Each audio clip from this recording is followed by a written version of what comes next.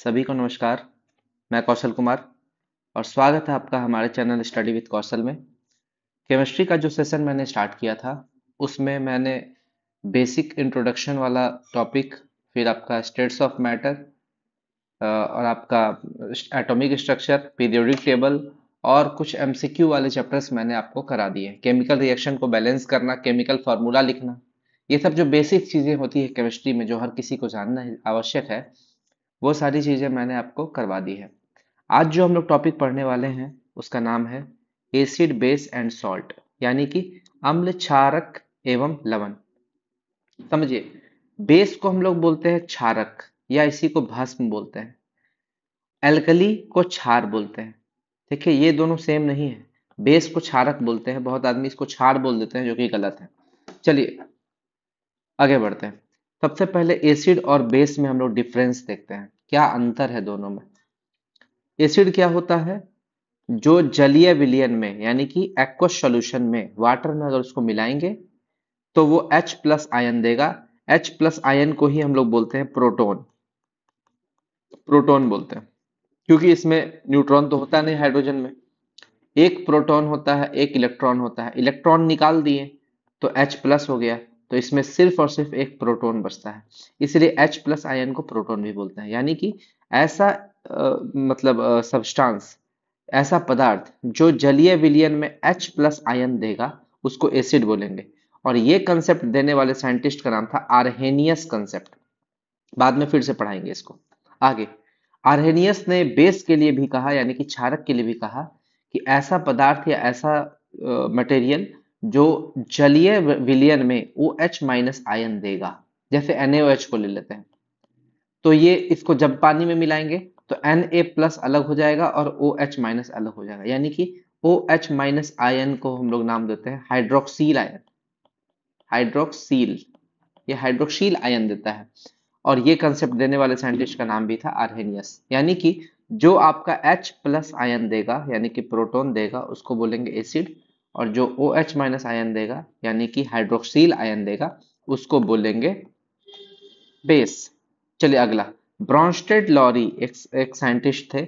उन्होंने भी एसिड और बेस के लिए कंसेप्ट दिया है। ब्रॉन्स्टेड लॉरी ने क्या कहा है कि एसिड जो होते हैं वो प्रोटॉन का त्याग करते हैं। यहां पर इन्होंने जलीय विलयन का बात नहीं किया। आर्हेनियस ने जलीय विलयन का बात किया था, जबकि ब्रॉन्स्टेड लॉरी ने जलीय विलयन का बात नहीं किया है।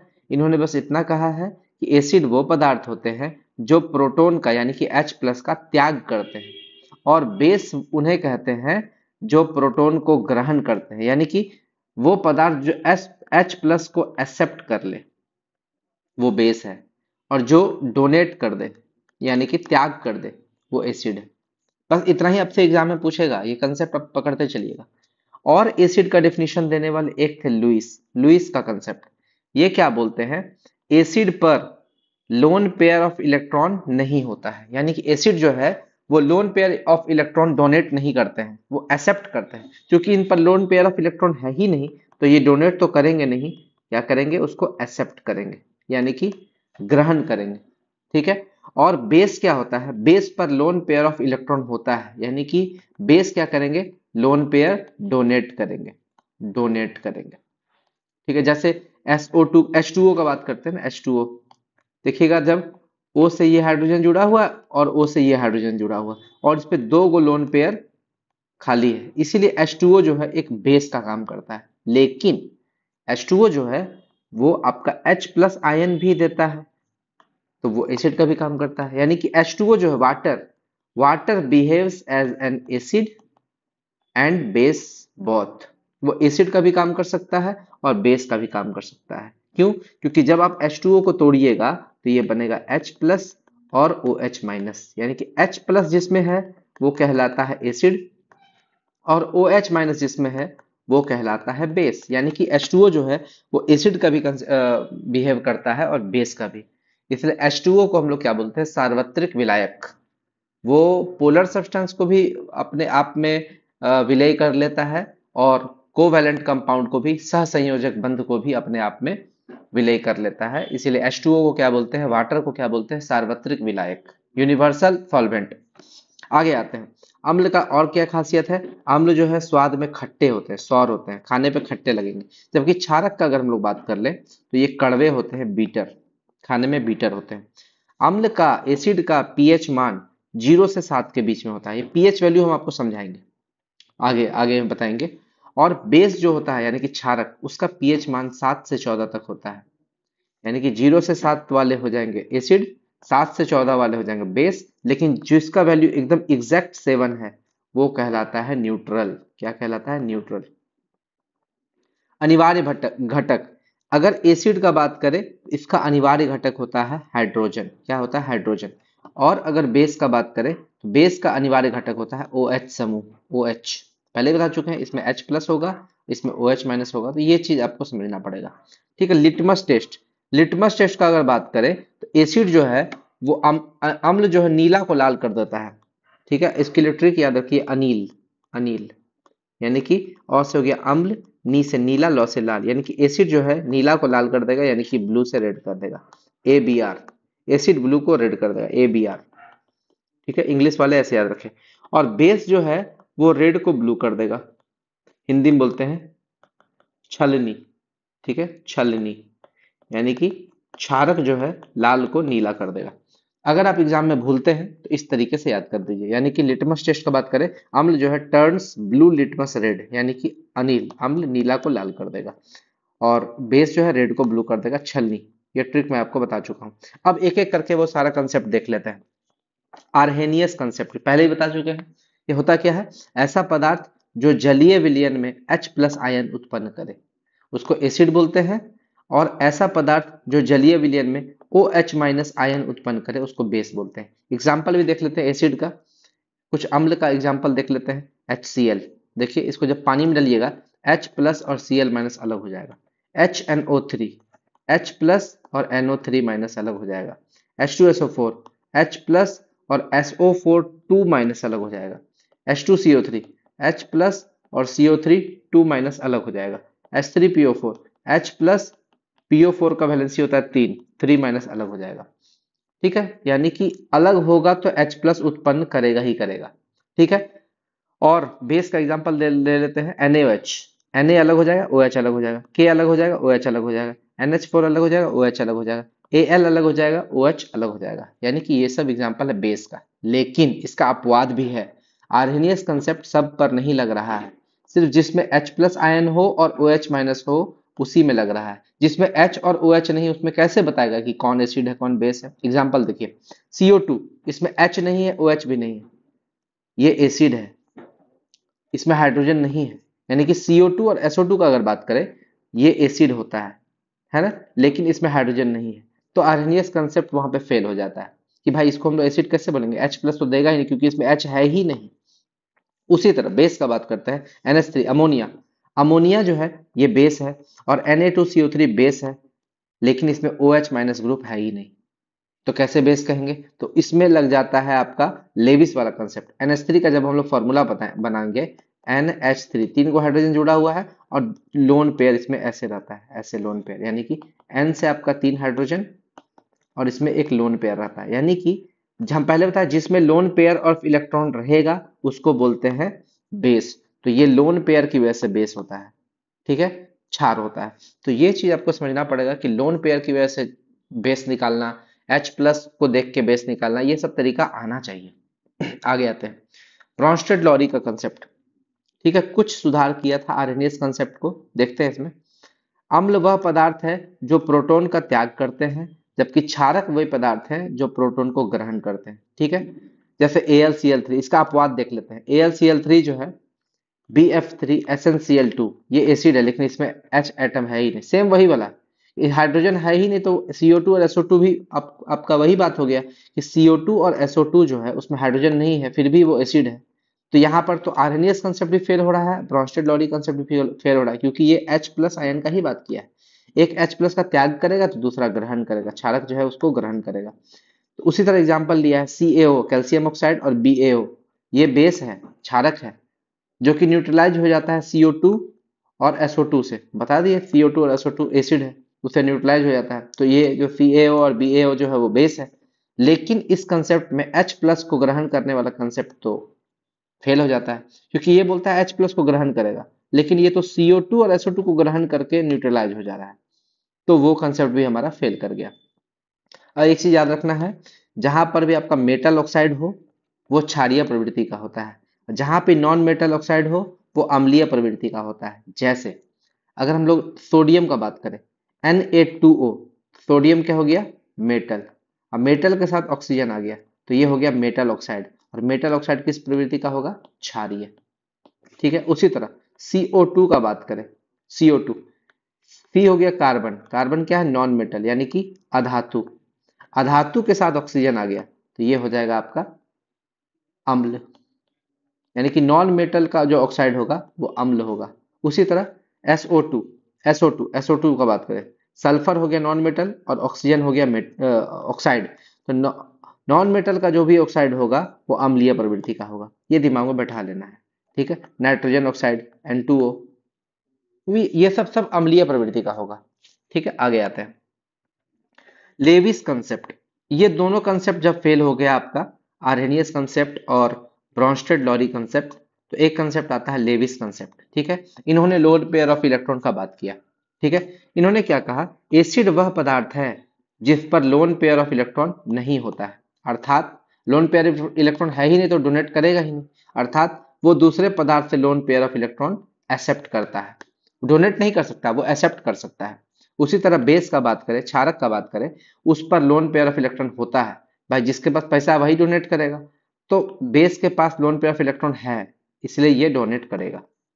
ठीक है, जैसे कि ए और बी का बात कर लीजिए, ए पर लोन पेयर ऑफ इलेक्ट्रॉन है यानी कि एक इलेक्ट्रॉन इस पे बचा हुआ है, तो ए जो है और बी जो है उस पर लोन पेयर ऑफ इलेक्ट्रॉन नहीं, वो एक्सेप्ट कर रहा है, तो ए के पास है वो डोनेट कर रहा है, बी के पास है वो एक्सेप्ट कर रहा है, तो इस कंसेप्ट के हिसाब से क्या हो जाएगा, ए जो हो जाएगा वो लेविस बेस हो जाएगा, ए क्या हो जाएगा, लेविस बेस, और बी जो हो जाएगा लेविस एसिड। क्यों, एसिड क्या करता है, एक्सेप्ट करता है, और बेस क्या करता है, डोनेट करता है, तो lone pair donor, lone pair acceptor.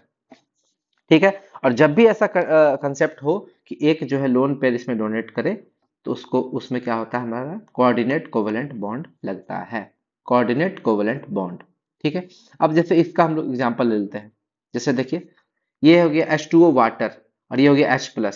ठीक है, तो अब देखिए इसके पास एक भी इलेक्ट्रॉन नहीं है, लेकिन इसको अपना आउटर मोस्ट सेल जो है, पहला सेल, उसमें 2 इलेक्ट्रॉन होना चाहिए, वो उस 2 इलेक्ट्रॉन को पूरा करने के लिए यहां से हेल्प लेना पड़ेगा, इसका लोन पेयर लेना पड़ेगा। ठीक है, तो जब भी H2O में एक प्रोटॉन आएगा तो ये बनाएगा H3O+, हाइड्रोनियम आयन बोलते हैं इसको, क्या बोलते हैं, हाइड्रोनियम आयन, इसका नाम भी लिख देते हैं, हाइड्रोनियम आयन। ठीक है, जब भी वाटर में प्रोटॉन आएगा तो ये बनाएगा हाइड्रोनियम आयन, और हाइड्रोनियम आयन बनेगा तो वहां पे H+ हो जाएगा लेविस एसिड, क्योंकि ये एक्सेप्ट कर रहा है लोन पेयर को, और H2O हो जाएगा लेविस बेस। हम पहले आपको बता चुके हैं H2O जो है कभी आपका एसिड की तरह बिहेव करेगा और कभी बेस की तरह बिहेव करेगा, ये आपको हमेशा याद रखना है। NH3 का बात करते हैं, NH3 में जब प्रोटॉन आएगा तो फिर ये N पर है लोन पेयर, N इसको देगा लोन पेयर, तो ये क्या हो जाएगा, प्रोटॉन क्या बोलते हैं, लेविस एसिड। क्यों, क्योंकि ये एक्सेप्ट कर रहा है लोन पेयर को, और चूंकि ये लोन पेयर डोनेट कर रहा है तो ये लेविस बेस हो जाएगा, और ये मिलकर बनाएगा NH4+ यानी कि अमोनियम आयन। अमोनियम आयन के केस में ये होता है, ये भी आपको याद रखना है, अमोनियम आयन बनेगा तो वहां पे अमोनिया लेविस बेस। तो एसिड और बेस का कंसेप्ट 3 तरीका से सीखें, एक तो Arrhenius concept, Bronsted Lowry concept और लेविस कंसेप्ट।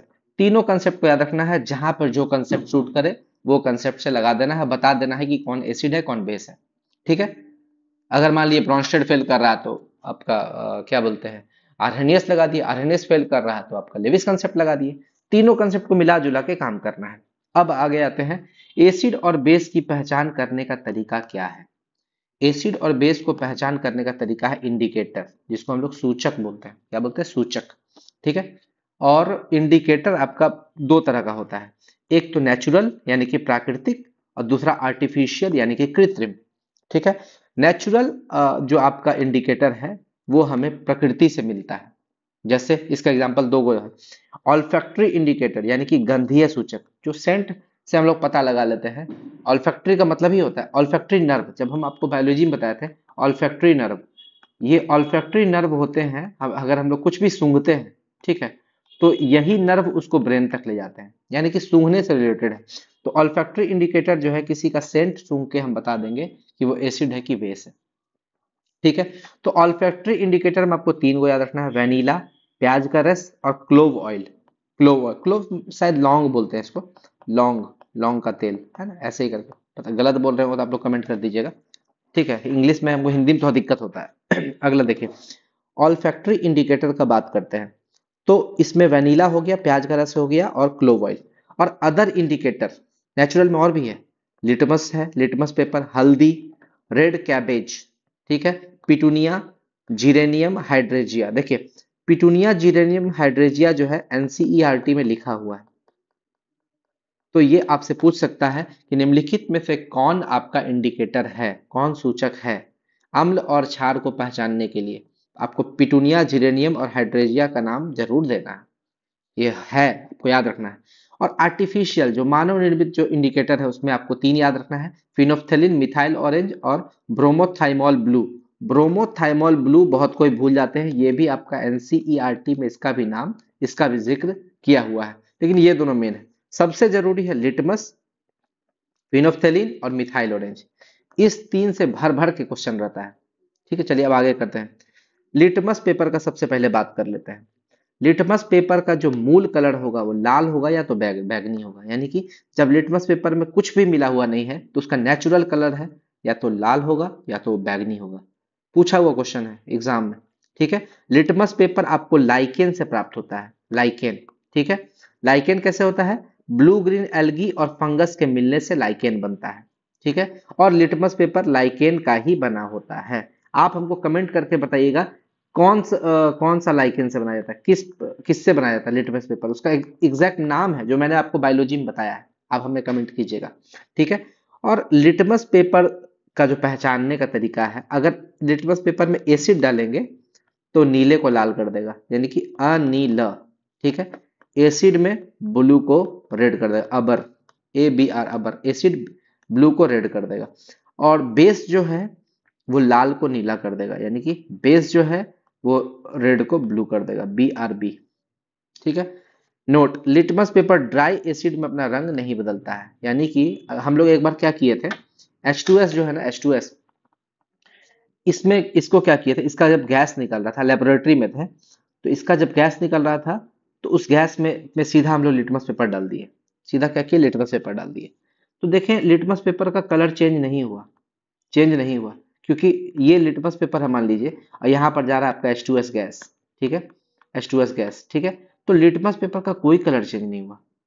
लेकिन वही लिटमस पेपर को अगर भिंगा दिए ना, थोड़ा सा पानी में भिंगा के लगा दिए, तो देखिए फिर H2S गैस उसमें डाले तो वो कलर चेंज हो गया, चेंज हो गया उसका कलर। इसका मतलब हम लोग ये समझ में आता है कि लिटमस पेपर कभी भी ड्राई रहेगा ना तो काम नहीं करेगा, ड्राई एसिड में अपना रंग नहीं, एसिड या बेस जो भी है, ड्राई एसिड या बेस, बेस भी कर दीजिए, मतलब वो अगर ड्राई कंडीशन में है लिटमस पेपर तो वो काम नहीं करेगा। उसको हमेशा गीला होना चाहिए, ह्यूमिड, ह्यूमिड होना चाहिए, भींगा हुआ होना चाहिए लिटमस पेपर। ठीक है, ये लिटमस पेपर का खासियत है। आपसे एग्जाम में पूछता है कि एक ड्राई लिटमस पेपर को, लिटमस पेपर पे एसिड डालते हैं, एसिड पाउडर वाला एसिड डालते हैं मान लीजिए, ठीक है, तो पाउडर है वो भी ड्राई है, लिटमस पेपर भी ड्राई है, ठीक है, तो काम नहीं करेगा। लेकिन एसिड अगर लिक्विड है या लिटमस पेपर भींगा हुआ है, दोनों में से कोई एक भी भींगा हुआ है तो काम कर जाएगा। आगे आते हैं, ऑल्फैक्टरी इंडिकेटर, यानी कि गंधीय या घ्राण सूचक इसको बोलते हैं। ऑल्फैक्टरी का मतलब ही हुआ कि सूंघ के पता चल जाएगा। ठीक है, अम्लीय विलयन में इसका कोई भी गंध में चेंज नहीं होगा, कोई भी चेंज नहीं होगा गंध में। लेकिन क्षारीय विलयन में जैसे भी बेस में डालेंगे इसका गंध चेंज हो जाएगा, या फिर ऐसा भी हो सकता है गंध समाप्त हो जाएगा। जैसे इसका हम लोग एग्जांपल बताए थे, वेनिला, प्याज का रस और क्लोव ऑयल। जैसे वेनिला को आप सूंघिएगा तो क्या होगा, उसका सेंट आपको पता चलता है कि वेनिला का एक स्पेशल सेंट होता है, सूंघ के बता दीजिएगा वेनिला। ठीक है, इसको एसिड में डालिएगा तो वेनिला का ही सेंट आएगा, कोई सेंट में चेंज नहीं होगा। लेकिन जैसे इसको बेस में डालिएगा ना वेनिला को, इसका सेंट चेंज हो जाएगा, या फिर एकदम सेंट ही समाप्त हो जाएगा। ठीक है, ऑर्डरलेस हो जाएगा, गंधहीन, ऑर्डरलेस हो जाएगा, ऐसा भी हो सकता है। या फिर प्याज का रस का बात कीजिए, प्याज का रस को एसिड में डालिए। ठीक है, ऑल्फैक्टरी इंडिकेटर जो भी है ये तीनों, क्लोव ऑयल में भी वही चीज होगा। एसिड में डालिएगा तो नो चेंज, वही कलर आपको रहेगा, कलर बोलते सॉरी, गंध रहेगा वही जो पहले आ रहा था। लेकिन इसको बेस में डालिएगा, क्षारीय विलयन में डालिएगा तो उसका गंध चेंज हो जाएगा। ये आपको एग्जाम में पूछता है। कैसे ऑल्फैक्टरी इंडिकेटर से पता करते हैं कि एसिड है कि बेस है? बोलेगा कि आपको क्वेश्चन पूछेगा कि अगर हम लोग किसी विलियन को, है ना, वो पता नहीं कि एसिड है कि बेस है, उस विलियन में ऑल्फैक्टरी इंडिकेटर डालते हैं या ऑल्फैक्टरी इंडिकेटर में कोई विलियन डालते हैं और उसका गंध हो गया चेंज, बताइए वो किस तरह का विलियन है?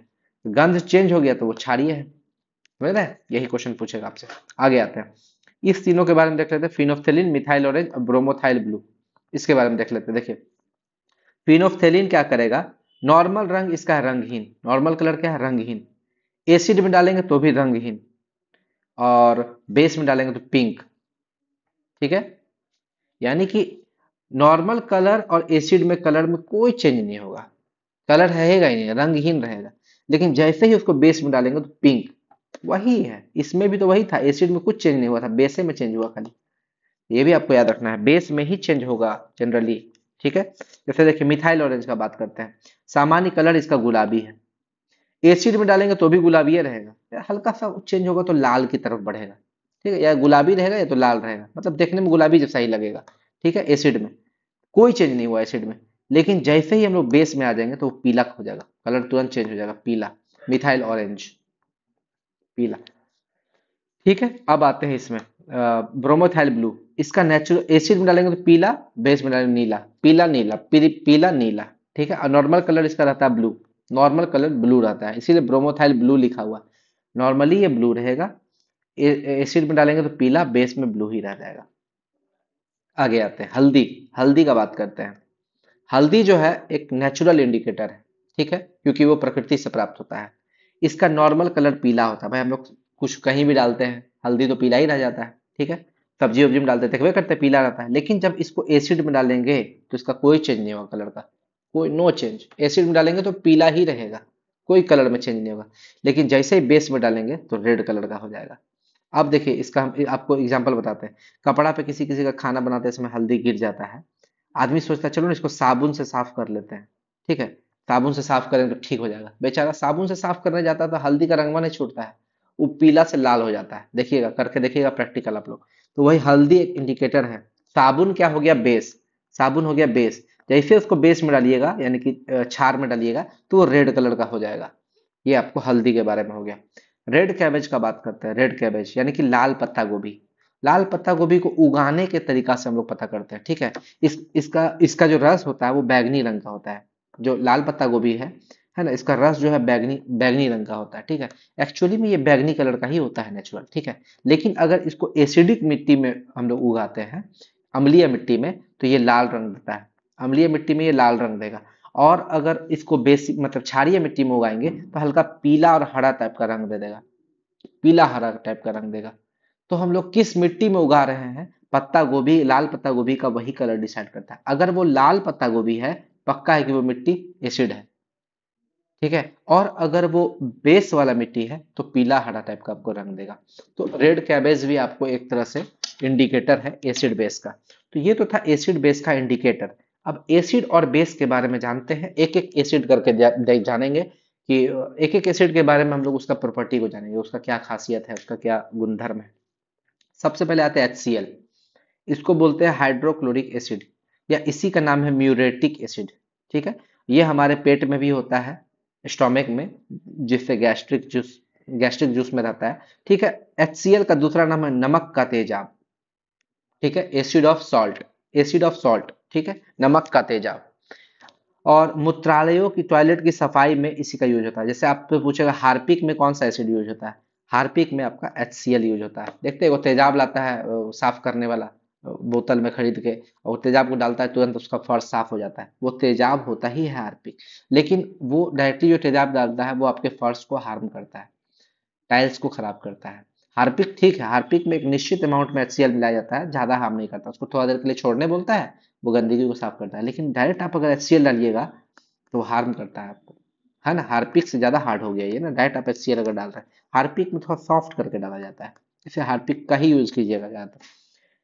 और HCl यह हमारे स्टोमक के गैस्ट्रिक जूस में पाया जाता है, जठर रस में पाया जाता है, जो माइक्रोब्स यानी कि सूक्ष्म जीवों का नाश करता है। ठीक है।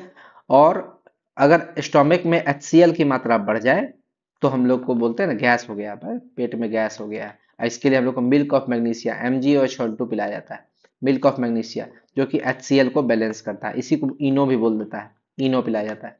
आगे आते हैं। HCl का प्रयोग लेदर के टैनिंग में किया जाता है, used in the tanning of leather, tanning of leather. ठीक है, इसमें भी यूज होता है। तो ये हो गया HCl। अब आते हैं H2SO4 का बात करते हैं। इसको सल्फ्यूरिक एसिड बोलते हैं, या इसी को ऑयल ऑफ विट्रियोल बोलते हैं, कशिश का तेल। ठीक है। और इसका क्या नाम है? गंधक का तेजाब, एसिड ऑफ सल्फर बोलते हैं इसको। ठीक है। और किंग ऑफ केमिकल्स भी बोलते हैं, रसायनों का राजा। ठीक है। इसको बैटरी एसिड भी बोलते हैं, याद रखिएगा, इसको हम लोग बैटरी एसिड, हाँ यहाँ देखिए लिखा हुआ, लेड स्टोरेज बैटरी में। ठीक है। यही अम्ल भरा हुआ था, जो आपका बैटरी वगैरह होता है उसमें यही अम्ल भरा हुआ होता है। जैसे कार का बैटरी, टॉर्च का बैटरी, हम लोग जो यूज करते थे एक बैटरी जिसपे टीवी चलता था, बल्ब वगैरह जलता था, घर में एक बैटरी नहीं लगा हुआ रहता था ऐसे ऐसे करके। ठीक है, उसमें भी H2SO4 ही होता है। तो वो बैटरी भी आपका, उसमें भी H2SO4, इसलिए इसको बैटरी एसिड भी बोलते हैं। ठीक है। H2SO4 को बनाने का एक प्रक्रिया है जिसका नाम है कॉन्टैक्ट प्रोसेस, संपर्क विधि। ठीक है। एक और विधि है लेड चैम्बर प्रोसेस, यानी कि इस H2SO4 को बनाने का दो तरीका है, कॉन्टैक्ट प्रोसेस और lead chamber process. Contact process में क्या होता है, प्लेटिनम चूर्ण का यूज किया जाता है, और लेड चैम्बर प्रोसेस में नाइट्रोजन चूर्ण या V2O5 उत्प्रेरक का यूज किया जाता है, नाइट्रोजन चूर्ण या V2O5 उत्प्रेरक का यूज किया जाता है। यही दोनों का यूज किया जाता है H2SO4। ठीक है। आगे HNO3 का बात करते हैं, इसको हम लोग बोलते हैं नाइट्रिक एसिड। ठीक है।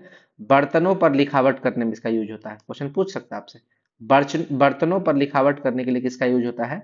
HNO3। वही अगर आपसे कुछ क्वेश्चन पूछेगा शीशे पर लिखावट करने के लिए, HF, hydrogen fluoride, hydrogen fluoride शीशा पर लिखावट करने के लिए। ठीक है। उर्वरक बनाने के लिए या विस्फोटक बनाने के लिए HNO3 का ही यूज किया जाता है, नाइट्रिक एसिड का ही यूज किया जाता है। इसी में तीन उर्वरक है आपका, TNT, trinitrotoluene, TNP, trinitrophenol, TNG, trinitroglycerine. तो ये तीनों का यूज होता है विस्फोटक बनाने में, और विस्फोटक बनाने में आपका ग्लिसरीन जो है, ग्लिसरीन का यूज किया जाता है। ठीक है। आगे आते हैं एक्वारेजिया, जिसको अम्लराज बोलते हैं, बड़ा ही इंटरेस्टिंग क्वेश्चन है। एक्वारेजिया में यानी कि अम्लराज में HCl और HNO3 का रेशियो कितना होता है? 3:1 होता है, यानी कि 3 भाग HCl रहेगा और 1 भाग आपका HNO3 रहेगा। इस दोनों को मिलाने से हम लोग को एक सॉल्यूशन प्राप्त होता है जिसको बोलते हैं अम्लराज। अम्लराज ऐसा मटेरियल है, यानी ऐसा सॉल्यूशन है जो सोना, चांदी, प्लेटिनम आदि को घोल लेता है। बहुत बार क्या होगा, आपके गांव में आएगा, आपसे बोलेगा मैडम मैडम, आपका सोना जो है उसमें वो उसका चमक थोड़ा फीका पड़ गया है। ठीक है। और चमक फीका पड़ गया है, इसलिए आप क्या कीजिए, उसका हम धुलाई कर देते हैं, साफ कर देते हैं। ठीक है। और साफ कर देंगे तो आपका सोना चमकने लगेगा। ठीक है। एग्जाम्पल देगा कि आपके पड़ोसी का सोना आपसे ज्यादा चमकता है। ठीक है। आपकी चमक से ही आपका पहचान है। और आपका क्या करेगा, एक सॉल्यूशन रखा हुआ रहेगा। ठीक है। उसमें आपका सोना को डालेगा, थोड़ा सा साफ करेगा और निकाल देगा। जैसे उस सोना उसमें डाला, मान लीजिए 200 ग्राम का सोना है, बाहर निकलेगा 150 ग्राम, या मान लीजिए 180 ग्राम। तो जो 20 ग्राम का सोना वो ढाप लिया, वो यही अम्लराज, इसमें सोना घुल जाता है। हल्का हल्का ब्रश मारेगा, सोना गायब कर देगा। ठीक है। तो आपको तो बोला सोना साफ कर रहे हैं, आपका सही में सोना साफ कर दिया वो। आगे आते हैं H2CO3 का बात करते हैं, इसको बोलते हैं कार्बोनिक एसिड। ठीक है। और कार्बोनिक एसिड इसको जब तोड़ेंगे तो ये निकलेगा H2O, यानी कि वाटर और CO2। ठीक है। इसका यूज होता है कोल्ड ड्रिंक बनाने में। ठीक है। सॉफ्ट ड्रिंक बनाने में। ठीक है। और सोडा वाटर बनाने में। कोल्ड ड्रिंक में अब देखिए, कोल्ड ड्रिंक भरा हुआ रहता है। ठीक है। H2CO3 रहेगा उसमें। बाद में जब उसको खोलिएगा ना, तो उससे पॉप करके साउंड करके गैस निकलेगा, वो यही CO2 गैस रहता है। क्यों? क्योंकि जब भी आप कार्बोनिक एसिड डालिएगा, उसमें वाटर और CO2, बाद में CO2 गैस निकल जाता है बाहर। तो जब भी आप कोका कोला का ड्रिंक खोलिए या थम्स अप खोलिए, आपको देखिए गैस निकलता है। कौन सा गैस रहता है? CO2, कार्बन डाइऑक्साइड गैस ही भरा रहता है हाई प्रेशर में। आगे HCOOH का बात करते हैं, इसको बोलते हैं फॉर्मिक एसिड, या इसी का दूसरा नाम है मिथेनोइक एसिड। ठीक है, जब आपको हाइड्रोकार्बन चैप्टर पढ़ाएंगे तो कॉमन नेम निकालना आपको हम सिखाएंगे। फॉर्मिक एसिड कैसे हुआ, मिथेनोइक एसिड कैसे हुआ, वो सब सारा चीज हम बताएंगे। ठीक है, HCOOH का यूज यानी कि फॉर्मिक एसिड का यूज चमड़ा उद्योग में किया जाता है और गठिया के इलाज में किया जाता है। ठीक है, यहाँ पर इसका इलाज किया जाता है। और चींटी और मधुमक्खी के डंक में, इसको तो टिक मार दीजिएगा, चींटी और मधुमक्खी के डंक में पाया जाता है। नेटल पादप के कांटों में पाया जाता है। ये आपसे दोनों बार बार रिपीट किया हुआ क्वेश्चन, सबसे ज्यादा चींटी और मधुमक्खी वाला, चींटी और मधुमक्खी के डंक में पाया जाता है। अच्छा, आपसे एक क्वेश्चन पूछेगा, दो तरह का मधुमक्खी आप देखे होंगे गांव में, जो गांव में रहते हैं वो जरूर देखे होंगे। एक होता है बी, हनी बी, ठीक है, मधुमक्खी इसको बोलते हैं हनी बी।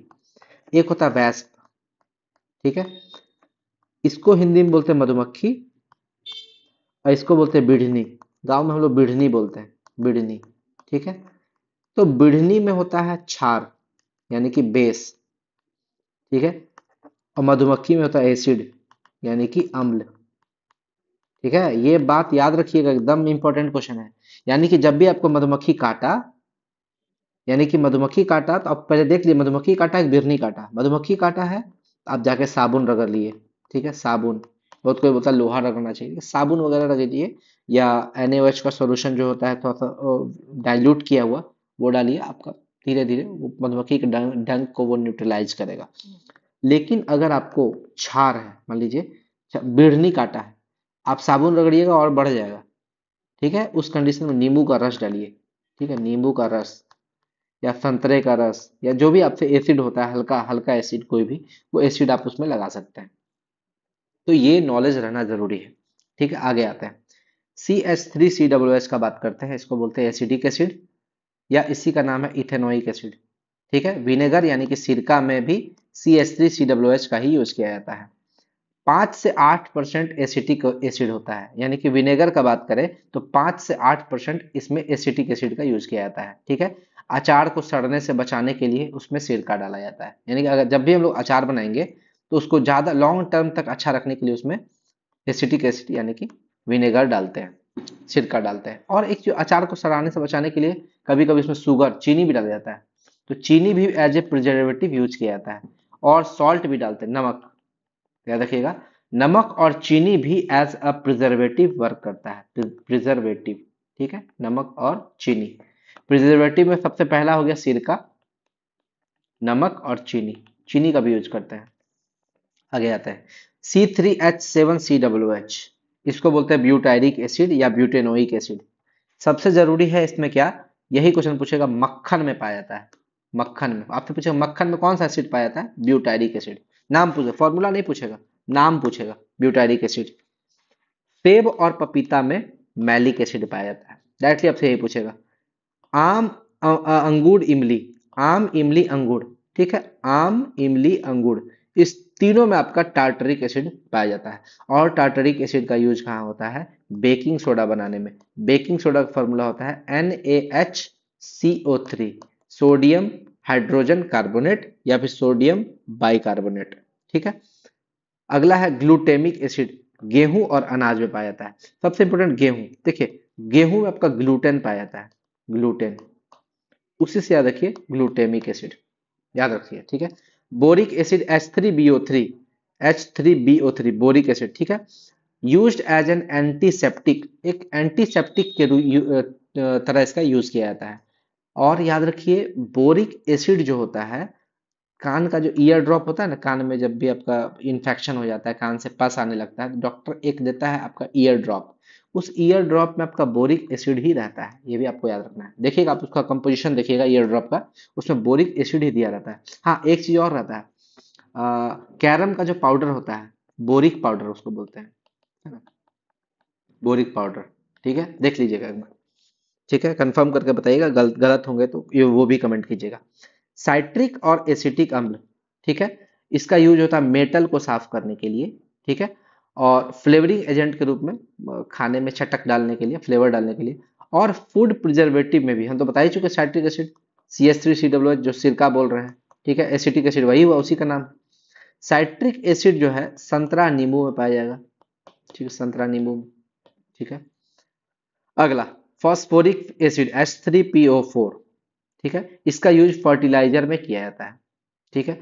दांत और हड्डी में पाया जाता है फॉस्फोरिक एसिड, डीएनए में भी पाया जाता है। आपको हम बता दिए, पहले ही बताए हुए हैं, जब आपका डीएनए वाला चैप्टर जो है, आपका हेरिडिटरी वाला चैप्टर जो पढ़ाए हुए हैं बायोलॉजी में एक्चुअली, वहां पे देखिएगा कि डीएनए का एसिडिक नेचर इसी फॉस्फोरिक एसिड के कारण होता है, ठीक है। और कोल्ड ड्रिंक में जो खट्टापन का टेस्ट आता है, उसका कारण है फॉस्फोरिक एसिड।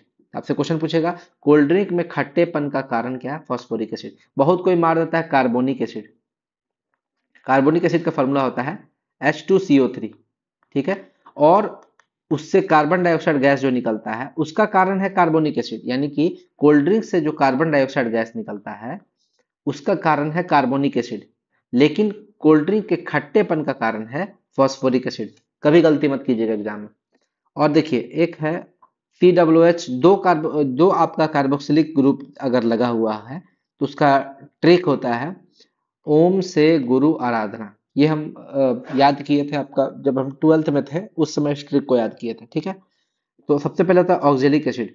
तो ऑक्जेलिक, ओ से हो गया ऑक्जेलिक एसिड, एम से हो गया मैलिक एसिड, से हो गया ससिनिक एसिड, गुरु से हो गया ग्लूटेरिक एसिड, और आराधना से हो गया एडीपिक एसिड, ठीक है। अब देखिए, आप बोलिएगा सर इसमें पढ़ा कहाँ रहे हैं, तो पढ़ा इसलिए रहे हैं क्योंकि ऑक्जेलिक एसिड जो है, इसका अगर आप फॉर्मूला लिख रहे हैं, तो इसका फॉर्मूला लिखाएगा COOH, दो गो COOH लिख दीजिए।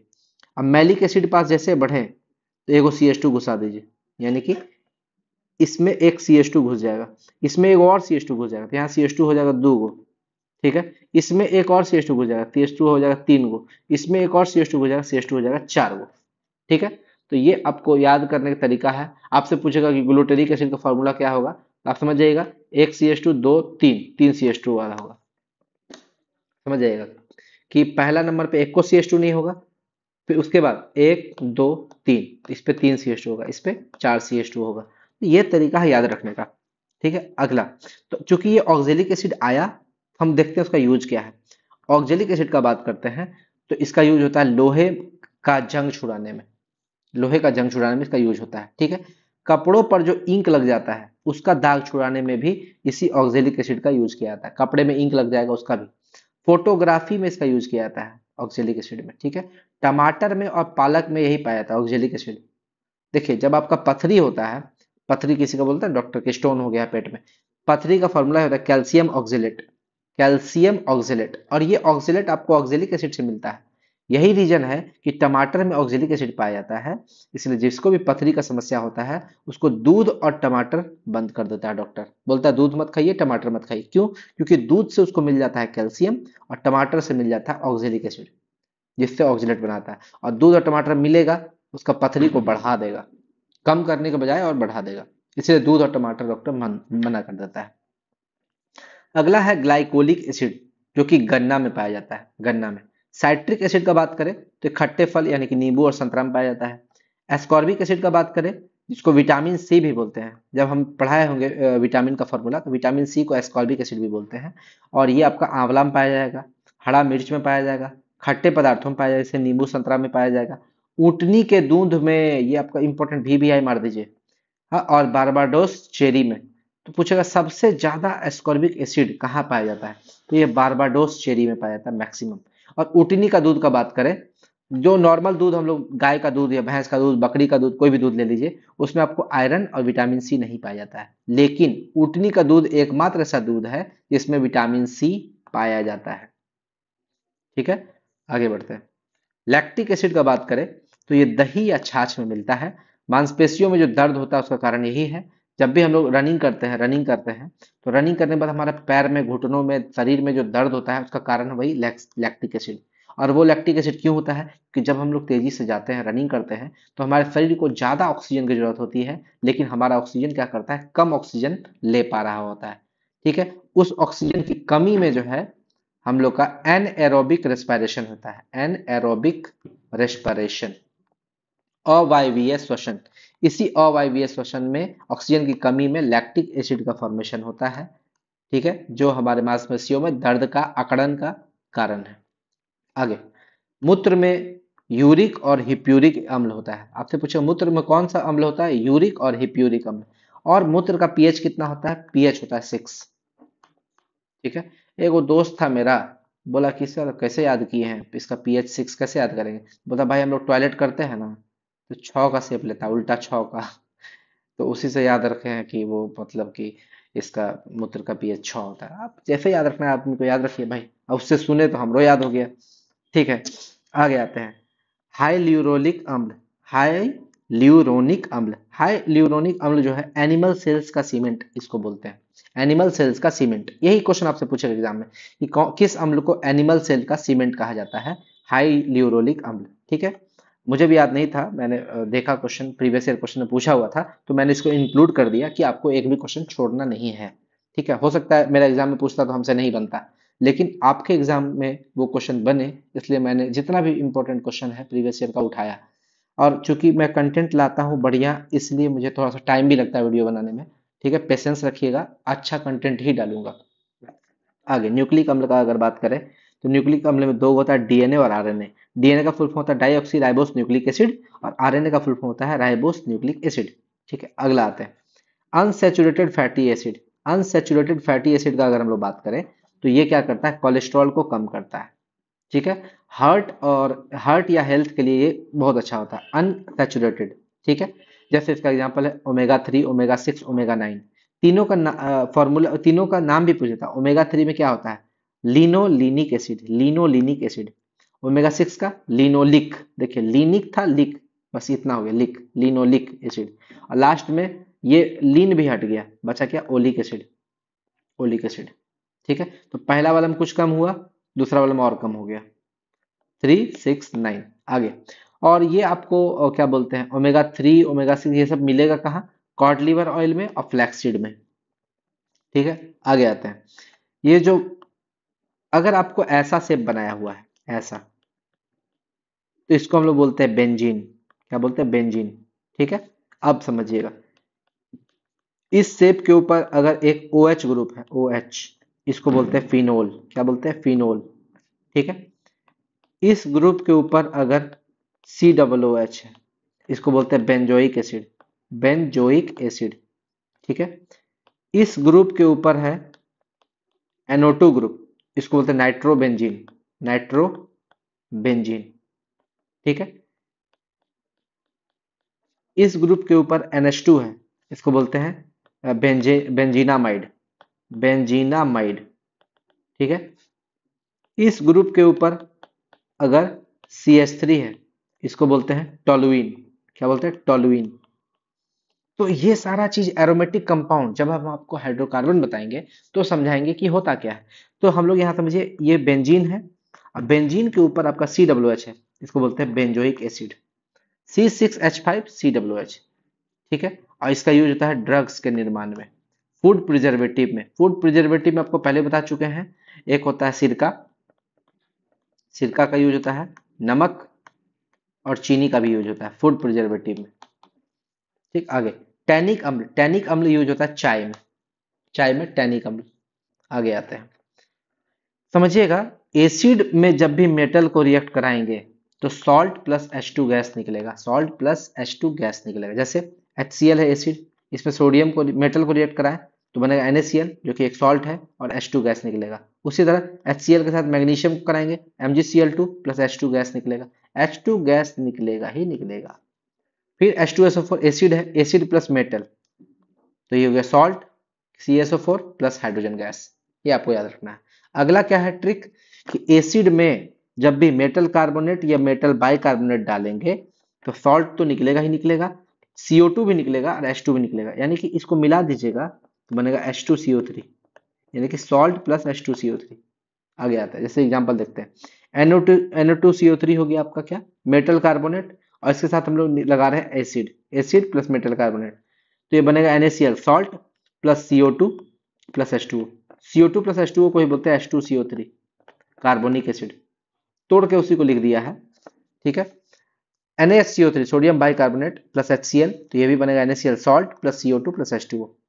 आगे आते हैं, एसिड दो तरह का होता है। ठीक है, एक तो ऑक्सी एसिड, दूसरा हाइड्रा एसिड। समझिएगा, ऑक्सी एसिड जिसमें ऑक्सीजन मौजूद हो, जैसे H2SO4, HNO3, H2CO3, H3PO3, H3PO4, यानी कि जिसमें ऑक्सीजन मौजूद है। लेकिन हाइड्रा एसिड में क्या होता है, जिसमें ऑक्सीजन मौजूद नहीं है, यानी कि HCl, HBr, HF, HI, इसमें देखिएगा ऑक्सीजन मौजूद ही नहीं है। ठीक है, आगे आते हैं। अब आते हैं अगला पीएच स्केल। पीएच स्केल को समझना बहुत जरूरी है, बहुत जरूरी। ठीक है, चलिए। पीएच का मतलब होता है पोटेंशियल ऑफ हाइड्रोजन आयन, और इसके आविष्कारक थे एसपीएल सोरेनसेन। एसपीएल सोरेनसेन। पीएच का फॉर्मूला क्या होता है, माइनस लॉग और H प्लस आयन का कंसेंट्रेशन, यानी कि सांद्रता। यानी कि H प्लस को बोलते हैं हाइड्रोजन आयन।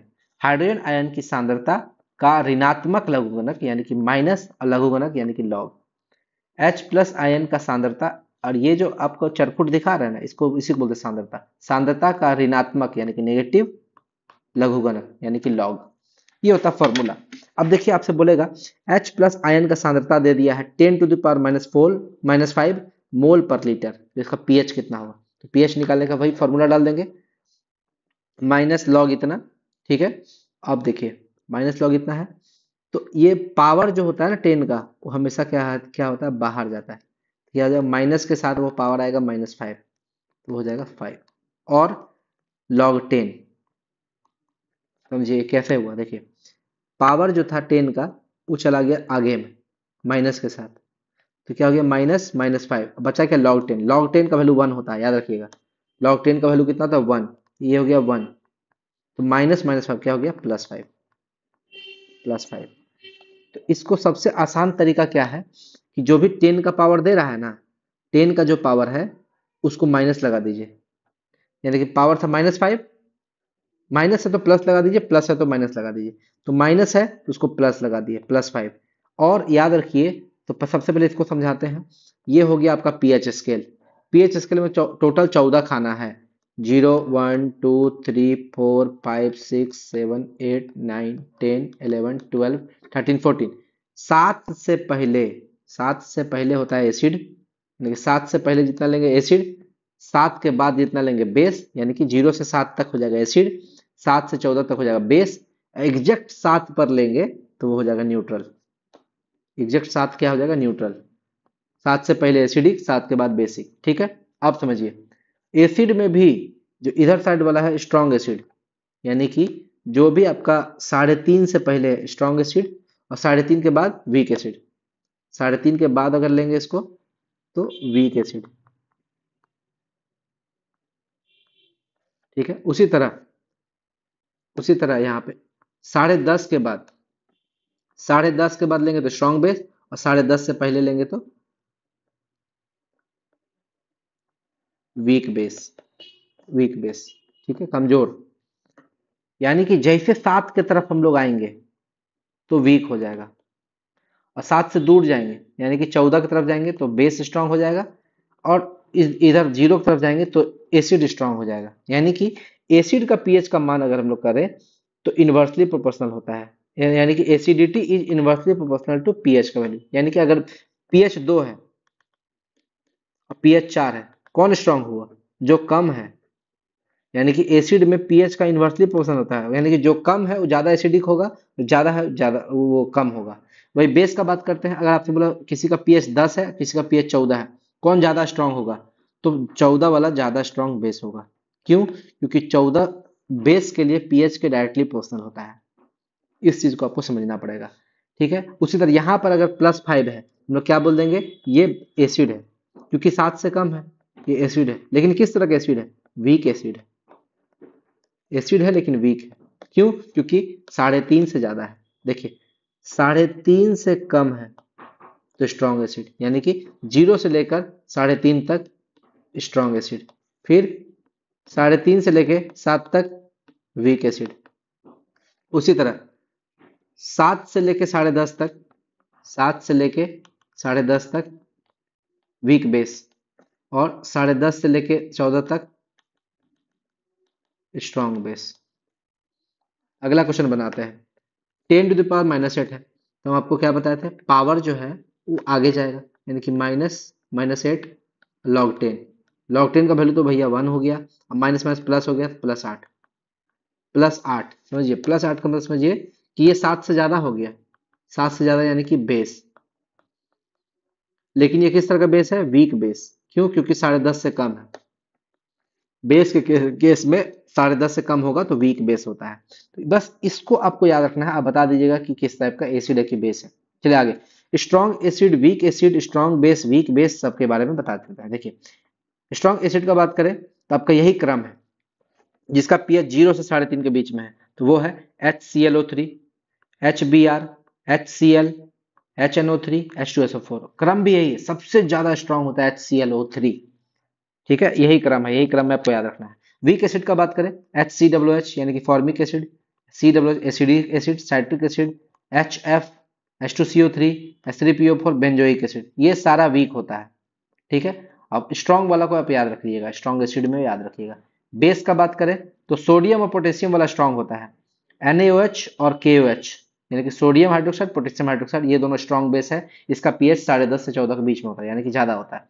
और वही वीक बेस का बात करें तो मैग्नीशियम, एल्यूमिनियम और जिंक। ठीक है, इसका जो होता है MgOH2, AlOH3, ZnOH2 और NH4OH, ये वीक होता है। इसका पीएच 7 से ज्यादा होता है, 10.5 के बीच में होता है। अब देखिए, एसिड और बेस अगर मिलेगा तो इस रिएक्शन को बोलते हैं न्यूट्रलाइजेशन रिएक्शन, उदासीनीकरण अभिक्रिया। और इसमें बनेगा सॉल्ट प्लस वाटर, यानी कि लवण प्लस जल।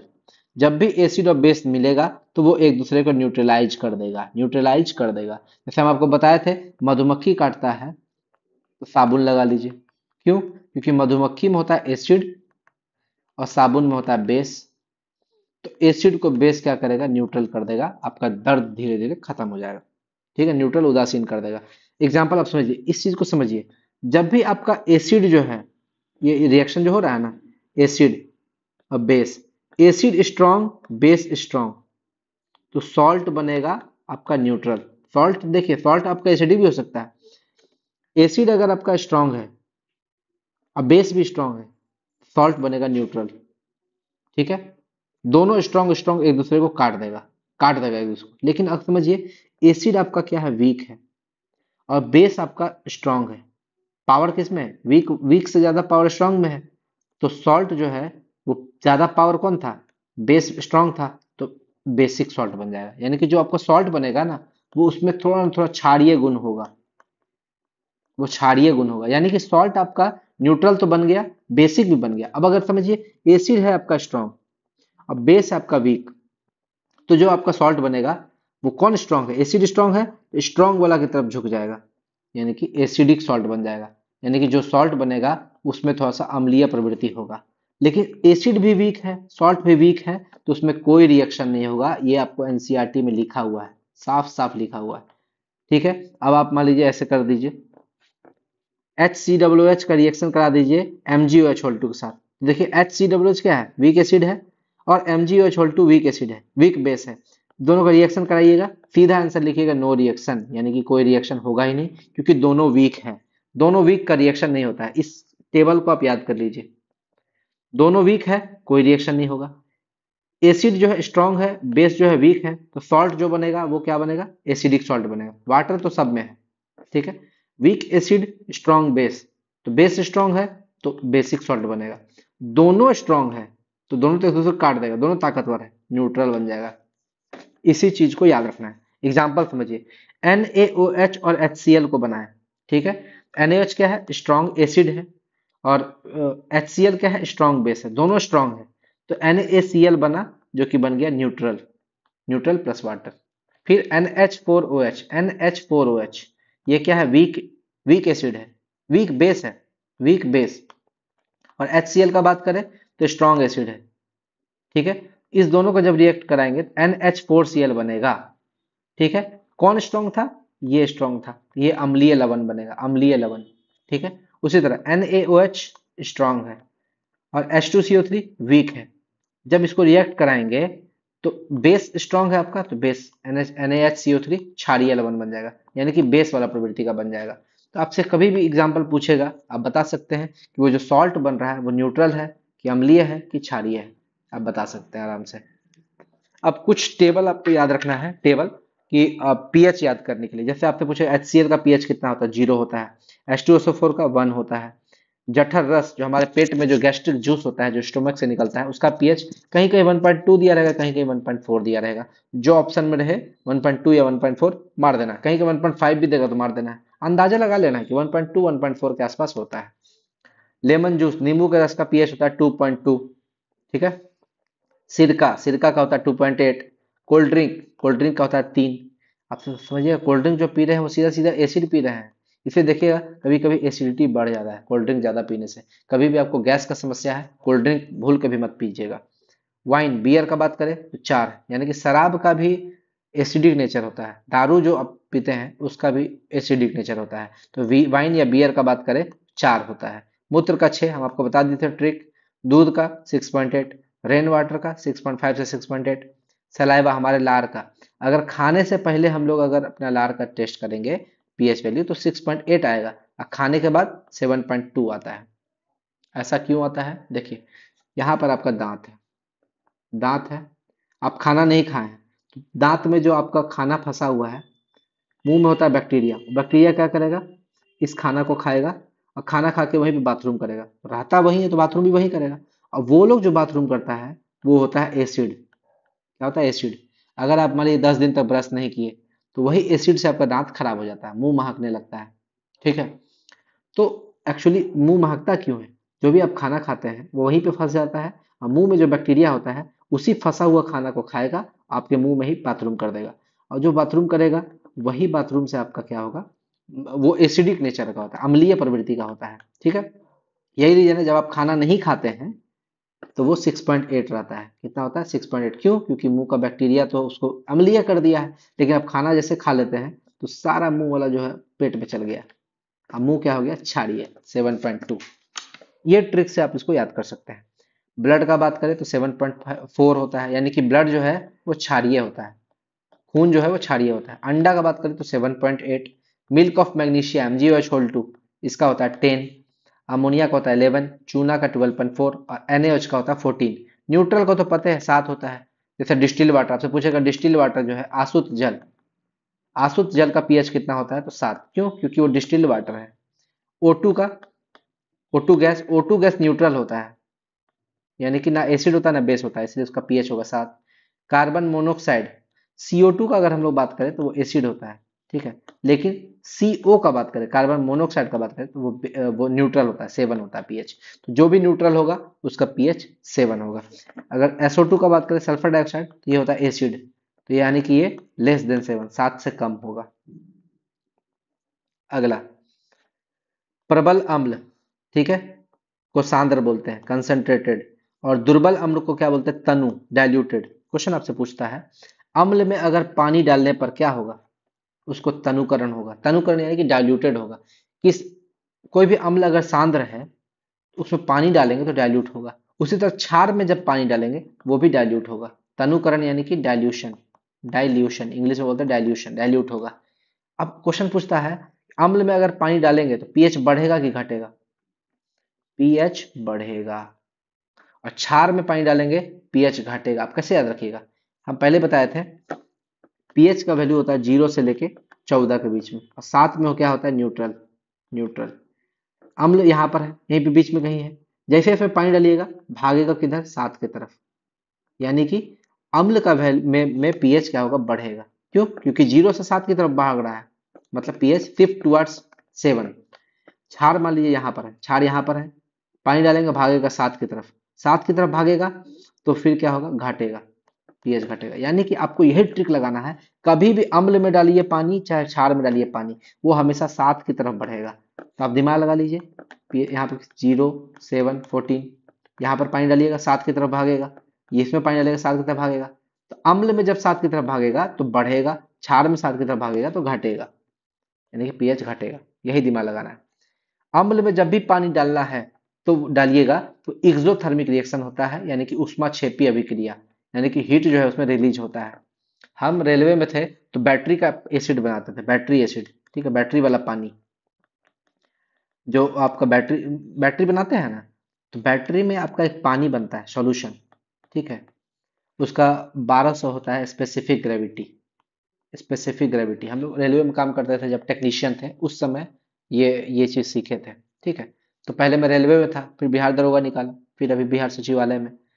तो इस चीज को याद रखिएगा कि जब भी आप अम्ल में पानी डालिएगा तो वो एक्सोथर्मिक रिएक्शन होता है, हीट रिलीज होता है। उससे क्या होता है, जिससे क्या होगा कि जब भी आप मान लीजिए बर्तन है, इसमें एसिड है और उसमें आप पानी डालें तो इतना गर्म हो जाएगा, फूट जाएगा, फूट के आपके मुंह में पड़ जाएगा। यानी कि पात्र अधिक गर्म होने पर फूट भी सकता है या हल्का ब्लास्ट भी हो सकता है। इसलिए कभी भी अम्ल में पानी नहीं डालना चाहिए, कभी नहीं डालना चाहिए। अम्ल में पानी डालिएगा, पता चला आपका मुंह पे पड़ गया।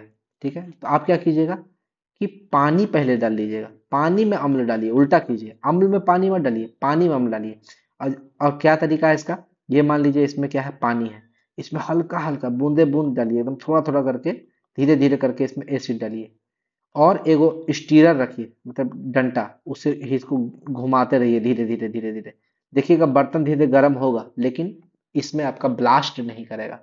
ठीक है, पात्र आपका फूटेगा नहीं। तो क्या होगा, पानी में अम्ल डालना चाहिए, वो भी धीरे धीरे हिलाते हुए। ये तरीका आपको सिखाया जाता है लेबोरेटरी में। ठीक है, आगे आते हैं। यदि किसी विलयन में अम्ल डालने पर उसका पीएच 3 से 1 हो जाए तो उसमें हाइड्रोजन आयन की सांद्रता कितना गुनी बढ़ेगी, आप समझिए। जब पीएच उसका 3 है, पीएच जब 3 है तो हाइड्रोजन आयन का सांद्रता कितना होगा, 10⁻³ हम पहले बताए थे कि जो यहाँ रहेगा पावर में उसका उल्टा रहेगा। यानी कि जब पीएच 3 है तो हाइड्रोजन आयन का सांद्रता हो जाएगा 10⁻³। ठीक है, जब पीएच 1 है तो हाइड्रोजन आयन का सांद्रता हो जाएगा 10⁻1। कितना चेंज हुआ, तो चेंज होता है क्या, ये बाद वाला बट्टा पहले वाला। तो बाद में कितना है 10⁻1, पहले कितना 10⁻3। तो ये पावर ऊपर जाएगा, क्या हो जाएगा 10⁻1 + 3 हो जाएगा 10⁻²।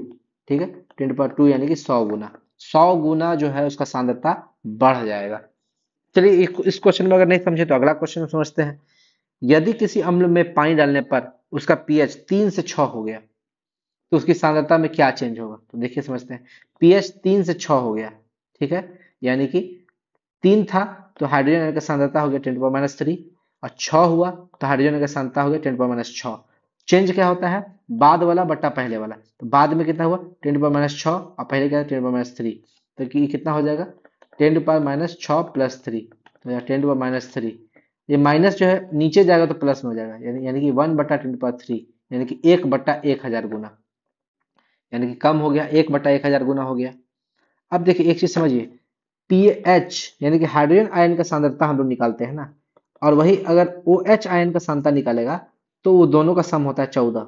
दोनों का सम होता है, यानी कि पीएच जो होता है और POH होता है, दोनों का सम जोड़ देंगे तो 14 हो जाएगा। जैसे आपको दिया है OH- आयन का सांद्रता 10⁻8, तो पीएच निकालना है, समझिए। OH- का सांद्रता दिया है 10⁻8, तो P ऑफ OH कितना हो जाएगा, माइनस लॉग कितना, ठीक है, जो कि +8 हो जाएगा। यानी कि POH आ गया +8, तो 14 में से 8 घटा देंगे तो पीएच निकल जाएगा 6। ये तरीका है आपका निकालने का। जैसे एक क्वेश्चन है, और H+ आयन का सांद्रता पूछेगा आपसे, तो कितना हो जाएगा, यही पावर माइनस में चल जाएगा 10⁻6। तो यही तरीका, अगर मान लीजिए आपसे बोला कि OH- आयन का सांद्रता दे दिया आपका 10⁻9, तो OH का जैसे पीएच निकालते हैं, POH कैसे निकलेगा, ये पावर जो -9 था वो हो जाएगा +9, उल्टा हो जाएगा। पीएच क्या हो जाएगा, 14 में से 9 घटा देंगे 5, और H+ का सांद्रता पूछ देगा तो 10⁻5। जो पूछे आपको वही बना देना है। बेस का बात करते हैं, क्षारक का। सोपी इन टच यानी कि छूने पर साबुन जैसा चिपचिपा लगता है, ठीक है। बीटर इन टेस्ट, कड़वा लगता है। ऐसे क्षारक जो जल में घुलनशील हो उसको एल्कली बोलते हैं। यानी कि समझिए, बेस को बोलते हैं क्षारक और एल्कली को बोलते हैं क्षार, समझे।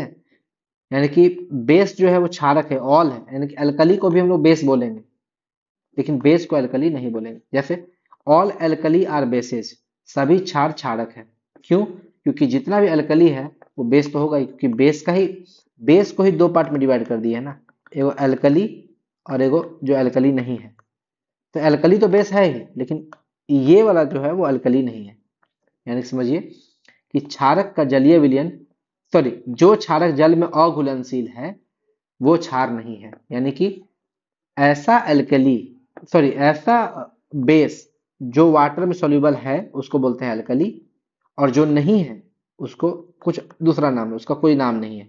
तो ये जो है वो अल्कलीन है, यानी कि बेस का ही यही दोनों पार्ट है। बेस का पार्ट है 1 और 2। 1 में हो गया अल्कली और 2 में जो अल्कली नहीं है, यानी कि सारा अल्कली को बेस बोलेंगे लेकिन 2 को अल्कली नहीं बोलेंगे जो कि बेस है। समझ में आ गया?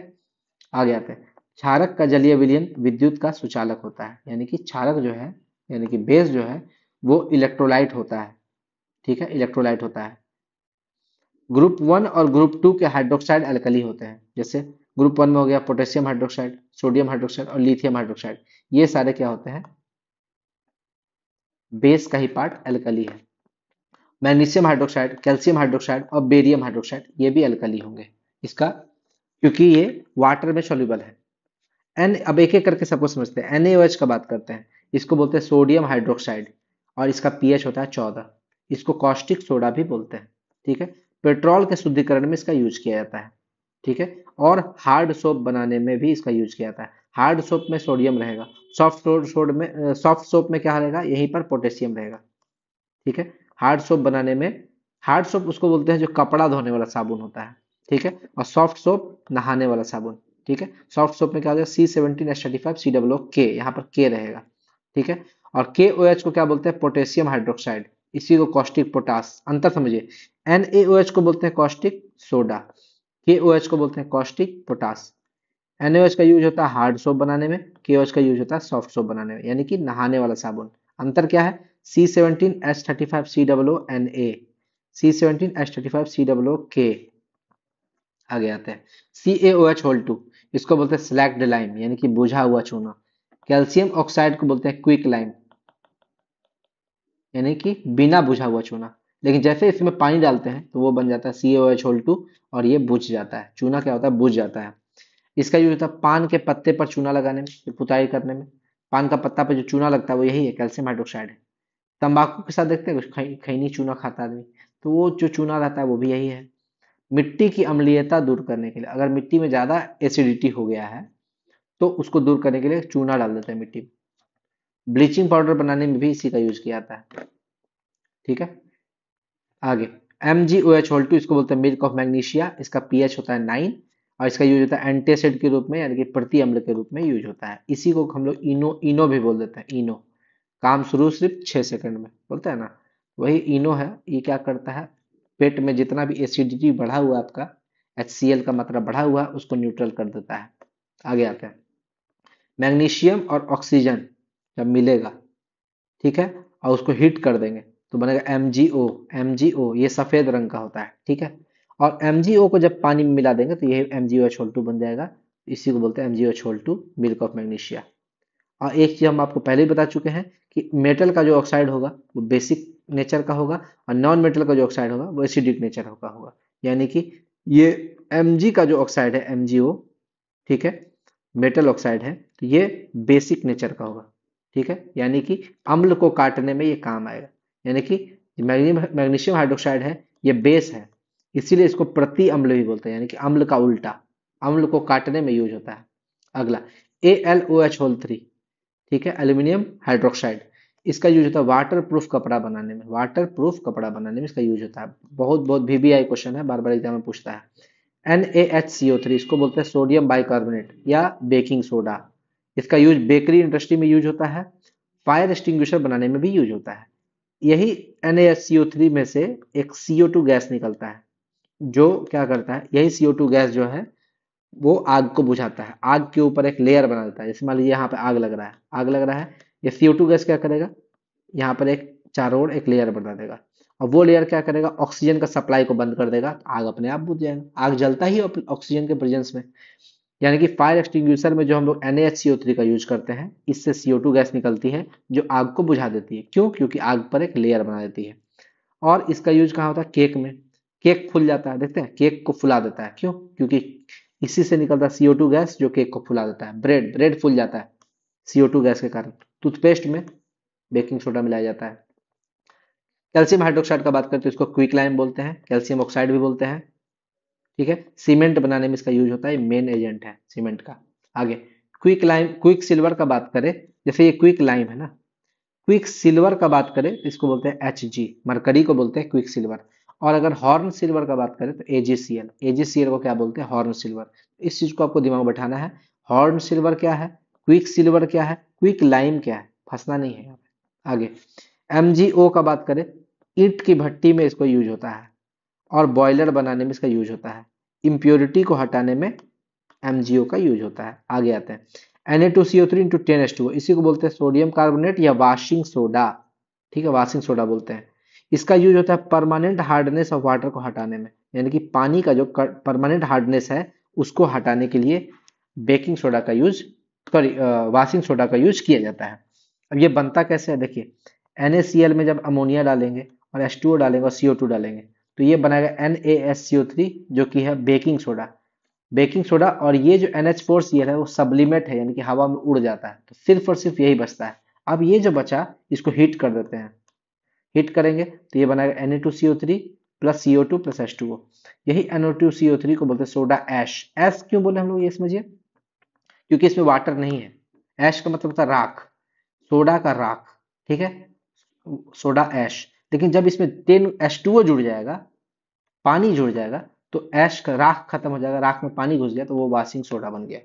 ठीक है, यानी कि Na2CO3 में 10 मॉलिक्यूल वाटर का जुड़ गया।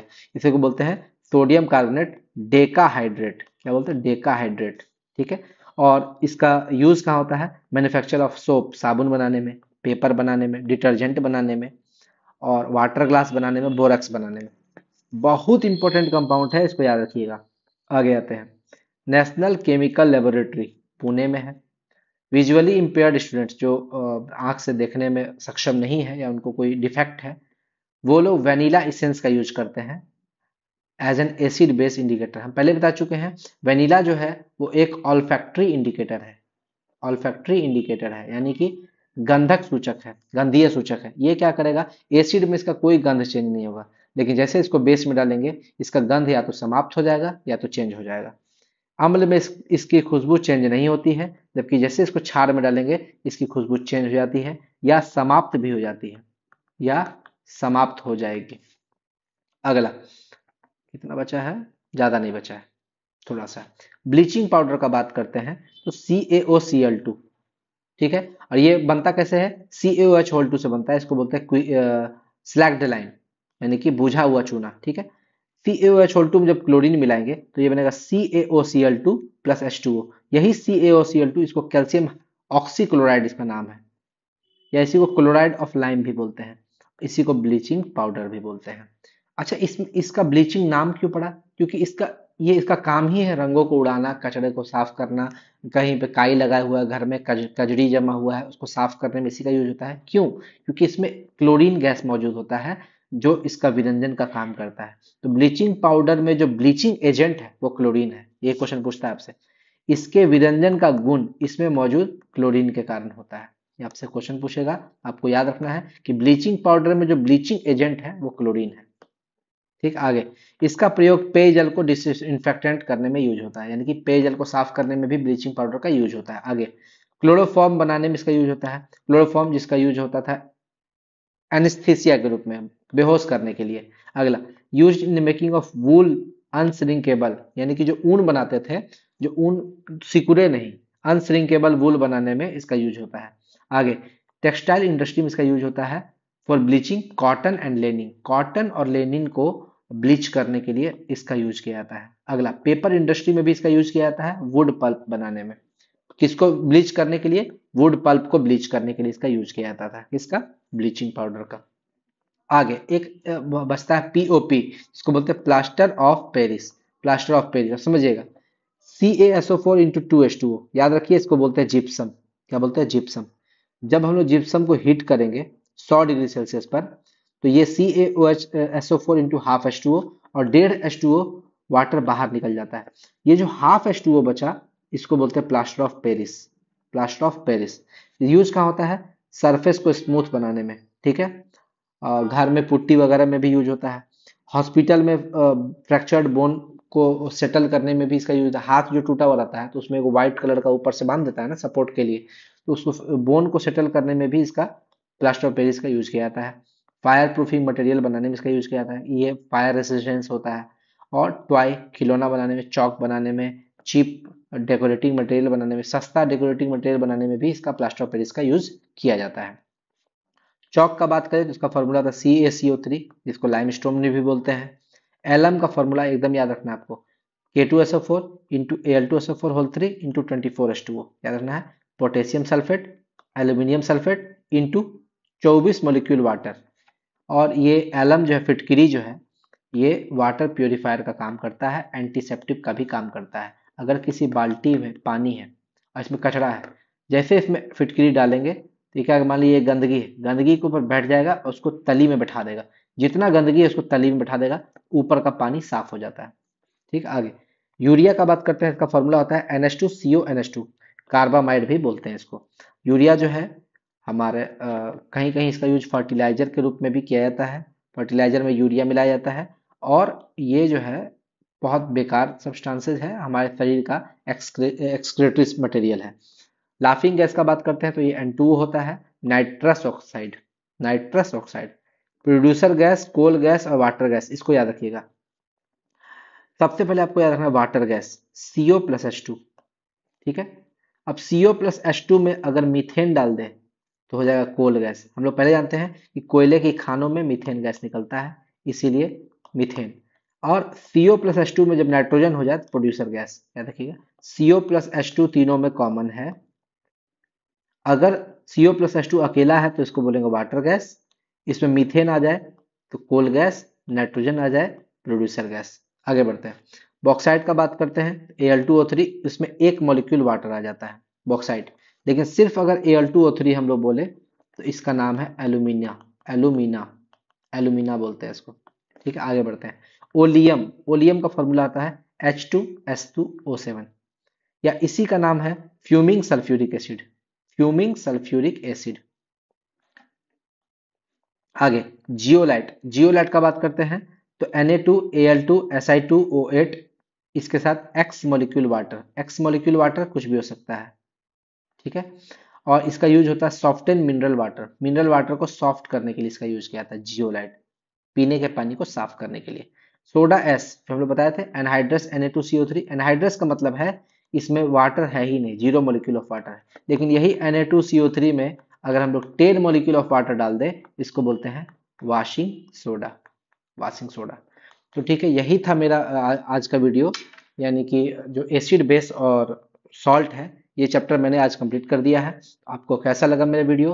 अगर आपको मेरा वीडियो अच्छा लगा हो, मेरे चैनल को लाइक कीजिए, सब्सक्राइब कीजिए, ठीक है, और शेयर कीजिए, ज़्यादा से ज़्यादा लोगों तक मेरे वीडियो को फैलाइए। एसिड बेस का जो टॉपिक है, जितना भी प्रीवियस ईयर का क्वेश्चन था या जो कंसेप्ट था वो मैंने बता दिया है। धन्यवाद।